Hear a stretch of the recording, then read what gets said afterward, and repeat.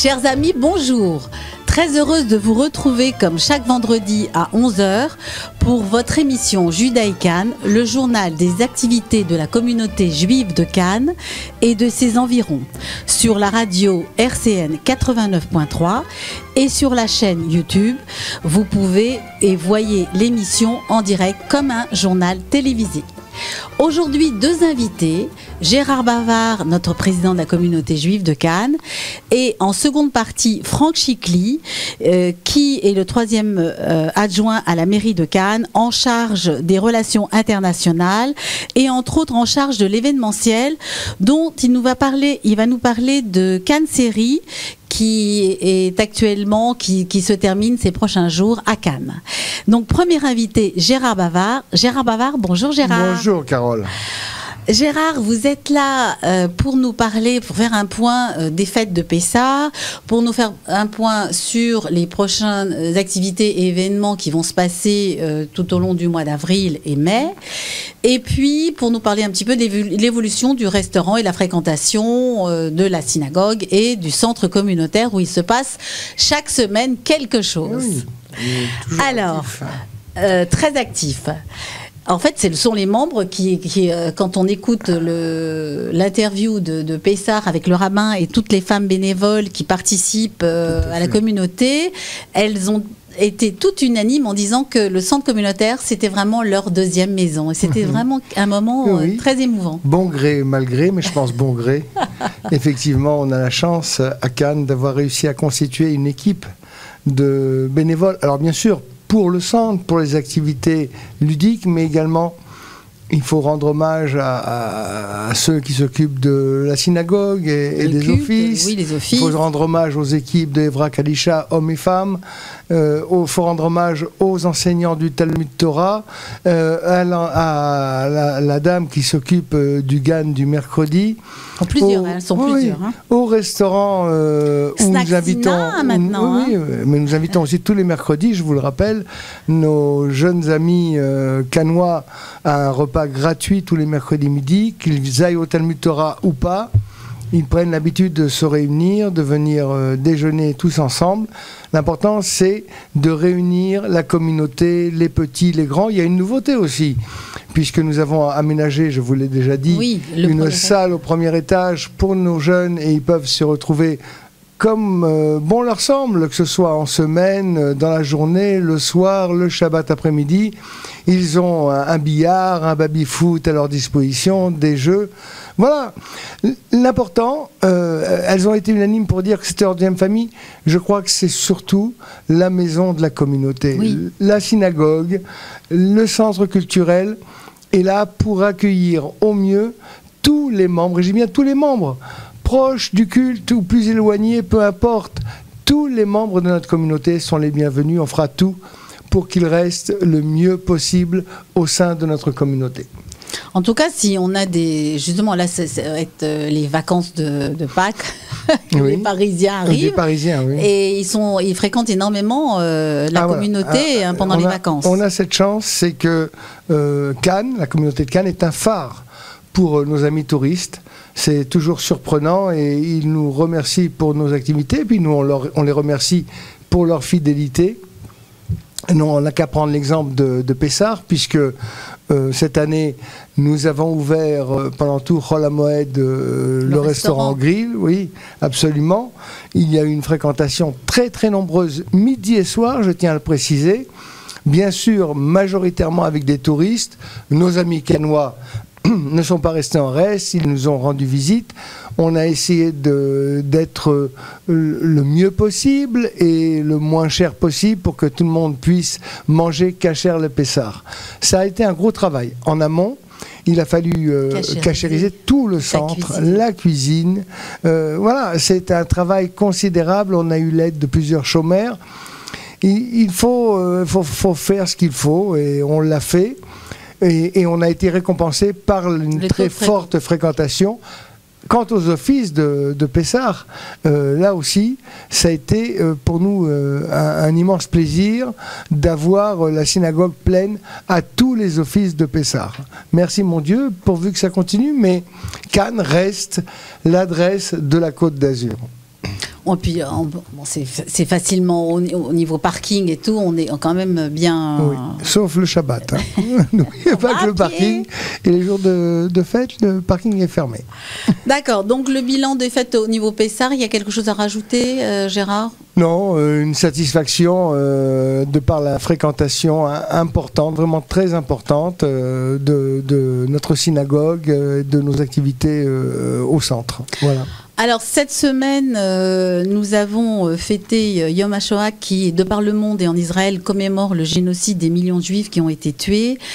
Tout se fige en Israël pendant un moment, pendant 1 minute de silence, une pensée pour les disparus et une cérémonie a rendu hommage à Mireille Knoll et à Sarah Halimi et toutes les victimes du terrorisme. Vous pouvez nous en dire quelques mots?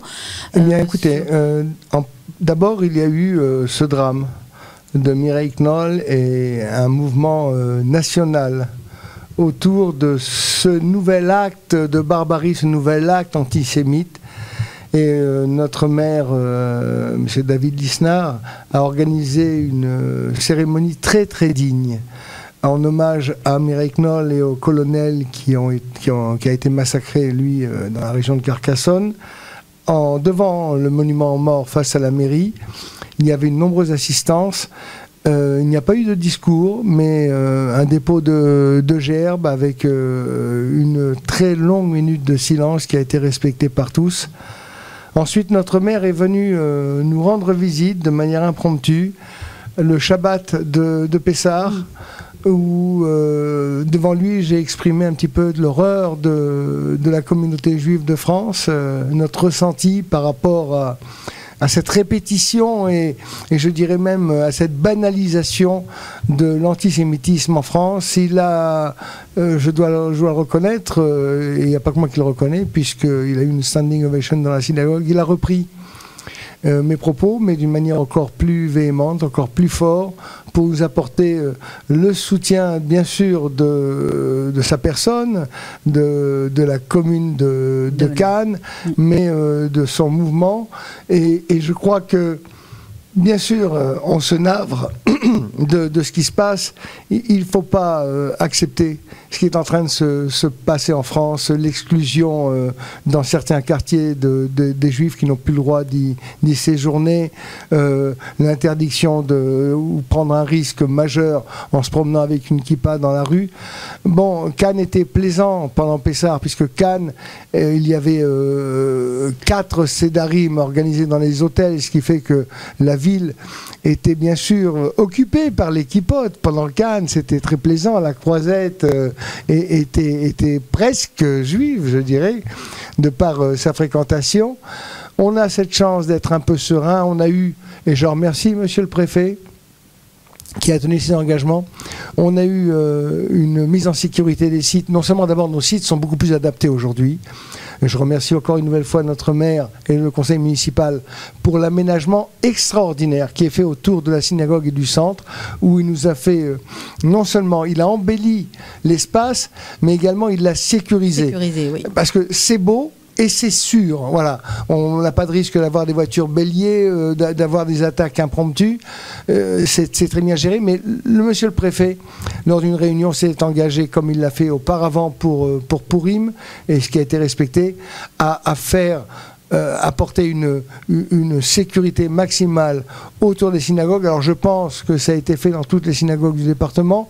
Cannes, en tous les cas, a eu la couverture de l'armée, de la police nationale, de la police municipale, et je tiens à remercier nos élus, à remercier notre préfet, parce qu'on a pu effectivement profiter et participer à nos offices de manière sereine. Merci aussi aux équipes de la SPCJ. Ils sont présents, certains viennent même de loin pour assumer la sécurité extérieure du site. Merci 1000 fois aux fidèles vigilants qui sont là, à tous les offices principaux, les offices de fête, les offices de Shabbat, qui sont là présents pour faire un filtre à l'entrée de la synagogue. Voilà, on a tous ces gens, tous ces fidèles de Cannes, mais je vous dis, pour la SPCJ, certains viennent de l'extérieur, qui font des efforts considérables pour faire bénéficier la communauté et les fidèles des lieux, des prières, des offices, des activités en toute sécurité. Alors, après Yom HaShoah, il y a Yom HaZikaron, qui est un temps fixé par l'État d'Israël dans l'historique, c'était la seconde moitié du XXe siècle, pour rendre hommage aux soldats morts pour la patrie. La commémoration qui précède les festivités du jour de l'indépendance d'Israël a été ensuite étendue à toutes les personnes mortes pour l'État d'Israël et à celles assassinées parce qu'israéliennes et juives depuis 1945. Donc, Yom HaZikaron, il y aura un office ou oui, bien qui sûr. est envisagé. Oui, bien sûr. Mais avant, je voudrais revenir sur Oui. Yom Ha'atzmaut, puisque Et Yom Ha'atzmaut, le 23 avril. Non. Yom Ha'atzmaut, c'était donc hier, Oui. le 12 avril. Yom HaShoah, pardon, c'est hier Oui. le 12 avril, pardon, excusez-moi. Yom HaShoah, c'était hier le 12 avril, on n'a pas fini, on a eu un Oui. office très émouvant à la synagogue, justement pour rappeler la mémoire des 6 millions d'âmes victimes de la barbarie nazie. Ouais, de la politique. Mais également, on a rendu hommage à Madame Mireille Knoll, à Sarah Halimi et aux trop nombreux juifs de France victimes de barbares, victimes de ces antisémites qui aujourd'hui ont une culture haineuse envers notre peuple. Voilà, cet hommage était prenant, était plein de recueillement. Ça s'est passé donc hier. C'était, voilà, peut-être un Yom HaShoah particulier, mais il ne faudrait pas que ça se renouvelle. Il ne faut pas qu'on ait à chaque fois... On a dit depuis la fin de la guerre, plus jamais ça, et puis on se rend compte qu'au fil et à mesure des années, c'est le plus jamais ça se renouvelle. Il est temps, il est temps, parce que nous sommes quand même, il ne faut pas l'oublier, juifs certainement, mais citoyens français. Et l'État régalien a des devoirs envers ses citoyens. Français. Il est temps, il est temps. Même le discours c'est bien, mais il faut passer aux actes. Il est temps, absolument temps, de prendre les mesures nécessaires pour que cette barbarie, cette vague d'antisémitisme, elle vient des musulmans, elle vient aussi de certains mouvements extrémistes français. Il faut que ça cesse. Et pour que ça cesse, eh bien, il faut sévir. Alors, il faudra demander des comptes à nos élus, il faudra demander des comptes à l'État pour que les choses cessent de manière ferme et définitive. Voilà, pour en revenir à Yom HaAtzmaut, effectivement, le lundi 23 avril, qui marque le jour, qui marque l'indépendance d'Israël. Qui marque l'indépendance d'Israël. On n'est pas tout à fait dans la date, mais on a la création de l'État d'Israël. Voilà, les 70 ans d'Israël. 70 ans, c'est extraordinaire, vous vous rendez compte, c'est presque mon âge. Mais on va le fêter en plus avec une troupe israélienne. Alors, on a un spectacle fabuleux. On a réussi à avoir la chance d'obtenir la compagnie Nashlat Yehuda avec la complicité de nos amis Viséen. Ils sont en France pour une tournée je crois qu'il y a 3 spectacles en France, à Nîmes, à Cannes et à Paris. Ils vont se produire donc à Cannes le lundi 23 avril. Je vous invite, chers amis, à réserver vos places. Il y aura en préambule à 19h un énorme buffet israélien où vous pourrez partager vos falafel, vos shawarma avec tous ces jeunes gens qui ont entre 15 et 17 ans. La troupe très très jeune. Il y a 35 artistes, chanteurs et danseurs. 35 jeunes gens qui vont se produire, qui vont chanter, qui vont danser, ils sont très jeunes. Ils sont très jeunes, ils sont enthousiastes. C'est vraiment le devenir d'Israël. Et puis on est là pour fêter justement Israël. Alors c'est la première fois qu'il y a une troupe comme ça de 35, oui. 35. Il faut déjà la structure pour les accueillir. Il y a 10 accompagnants avec eux, bien sûr.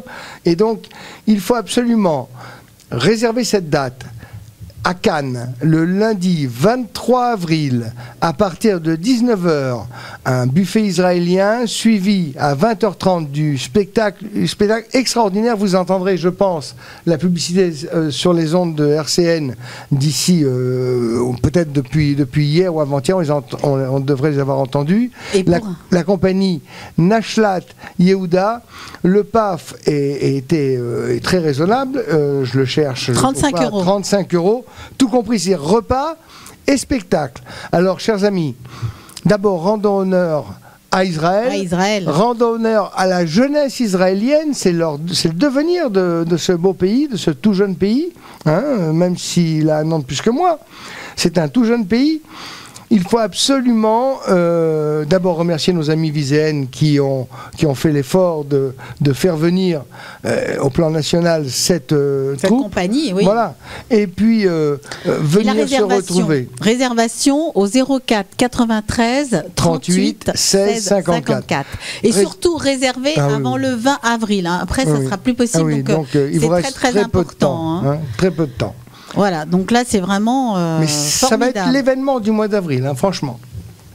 Félicitations à l'équipe là des Viséennes parce que c'est pas évident d'organiser, mais comme quoi tout est possible quand on se donne la peine et quand on a un projet, quand on a un rêve. Alors vous savez qu'il y a une autre date qui va arriver derrière, qui est une date importante dans le calendrier juif. Oui. C'est Lag BaOmer. Alors justement. Le mercredi 2 mai, comme chaque année, il y aura un repas au centre culturel avec une vente cette année, non pas de bougies, mais d'éléments de décoration israéliens qui ont été ramenés il y a quelques jours seulement à l'occasion de cette vente, en l'honneur de tous nos rabbinim, de tous nos saints rabbinim. Et il y aura une autre manifestation qui va précéder ce dîner dans la synagogue comme chaque année. Ça aussi, c'est un événement qui se répète depuis la création de notre synagogue. C'est un événement qui est très fréquenté par la communauté. Alors, encore une fois, chers amis, vous recevrez bientôt les informations. N'oubliez pas de réserver votre participation à cette grande soirée de Lag BaOmer. Chaque année, c'est plein. Chaque année, on refuse du monde. La date est fixée ? C'est le mercredi 2 mai. Mercredi 2 mai au soir, bien sûr. Hein. D'accord. Mercredi. Donc là aussi, réservation. Voilà. D'accord. Donc là, beaucoup de manifestations en perspective. Puisqu'on est au mois de mai, on peut peut-être finir sur 2 petites informations. Au contraire. Il y aura le même jour Yom Yerushalayim. Vous savez qu'on fête cette année en grand la libération de la ville sainte du judaïsme, Jérusalem. Hein, on le répète depuis des millénaires, l'an prochain à Jérusalem. Ça fait quelques années, grâce au courage, à l'abnégation des soldats israéliens, on a réussi à reprendre pied dans cette capitale du monothéisme. On ne peut pas être insensible à Jérusalem, personne. Que tous les monothéistes sont marqués par l'esprit qui se dégage de cette ville. Et fait du hasard du calendrier, le même jour, il y aura une assemblée générale ordinaire et l'assemblée générale extraordinaire. Vous allez recevoir les documents. Bien sûr, seuls peuvent participer les gens à jour de cotisation pour l'année 2017, je précise bien. Donc, voilà. L'ordre du jour va vous parvenir. Communiqué aussi, par mail. Voilà. Mais c'est important, n'oubliez pas que pour l'Assemblée générale ordinaire et extraordinaire, nous avons un quorum et qu'il n'est pas évident de le respecter. Il faut impérativement que vous soyez présents. On vous expliquera toutes les modalités ultérieurement. Et en dehors de ce mercredi 2 mai, il y a encore une autre... Non, on parle là, on est au dimanche 13 mai. 13 mai, oui, non, on ne l'avait pas précisé. D'accord, dimanche 13 mai, d'accord. Ça en fait des choses, hein. Ça fait beaucoup de choses. Et alors, vous aviez le projet, cher Gérard, d'organiser aussi une manifestation culturelle, de création, de peinture, enfin d'une exposition. Ça sera peut-être à la, ça va se deuxième faire, partie ça va cet se faire été, prochainement, plutôt à la rentrée. À la rentrée.